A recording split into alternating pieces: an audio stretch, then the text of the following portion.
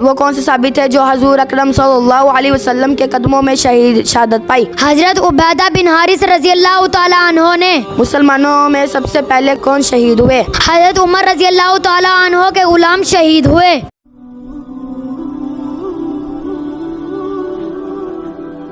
السلام علیکم ورحمۃ اللہ وبرکاتہ۔ جی ویور، آپ کیسے ہیں؟ امید کرتا ہوں آپ خیریت سے ہوں گے، اور جیسے کہ آپ ہماری ویڈیو دیکھتے رہتے ہیں، آج ہم آپ کے سامنے نئی ویڈیو لے کے آئے ہیں اور نئے سوالات کے ساتھ۔ میرے ساتھ سمران بھائی موجود ہیں، اور اگر آپ ہمارے چینل پر نئے ہیں تو ہمارے چینل کو سبسکرائب کریں، لائک کریں، شیئر کریں اور ہماری حوصلہ افزائی کے لیے کمنٹس کریں۔ آپ کا شکریہ۔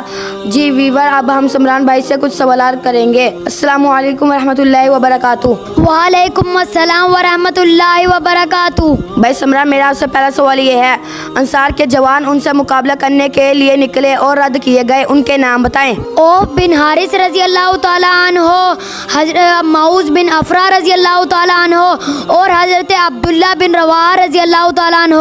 بھائی سمران، میرا آپ سے دوسرا سوال یہ ہے، انصاروں کے جوانوں کو رد کر دیا گیا تو حضور اکرم صلی اللہ علیہ وسلم نے ان سے مقابلہ کرنے کے لیے کسے بھیجا؟ حضرت عبیدہ بن حارث، حضرت حمزہ رضی اللہ تعالیٰ عنہ اور حضرت علی رضی اللہ تعالیٰ عنہ کو بھیجا۔ بھائی سمران، میرا آپ سے تیسرا سوال یہ ہے، انہوں نے وہاں پر جا کے کس کس سے مقابلہ کیا اور نتیجہ کیا ہوا؟ عبیدہ بن حارث نے عتبہ بن ربیعہ سے، حضرت علی نے الولید سے مقابلہ کیا، نتیجہ یہ نکلا کہ وہ جہنم میں رسید پا گئے۔ بھائی سمران، میرا آپ سے چوتھا سوال یہ ہے، وہ کون سے ثابت ہے جو حضور اکرم صلی اللہ علیہ وسلم کے قدموں میں شہادت پائی؟ حضرت عبیدہ بن حارث رضی اللہ تعالیٰ عنہ نے۔ مسلمانوں میں سب سے پہلے کون شہید ہوئے؟ حضرت عمر رضی اللہ تعالیٰ عنہ کے غلام شہید ہوئے۔